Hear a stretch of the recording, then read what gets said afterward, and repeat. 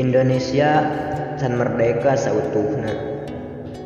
Ulah eureun bajoang najan loba hahalang. Kobarkeun sumangetna pikeun nepi paripurna. Indonesia mah geus merdeka, tapi rakyatna can merdeka tina sangsara. Baheula urang dijajah ku batur, ayeuna urang dijajah ku dulur. Baheula urang dijajah ku walana, ayeuna urang dijajah ku nu jadi saudara. Baheula urang dijajah ku negara si Caplin, ayeuna urang dijajah ku para pamimpin. Baheula urang dijajah ku Spanyol, ayeuna urang dijajah ku hukum anu banyo. Baheula urang dijajah ku Portugis, ayeuna urang dijajah ku komunis.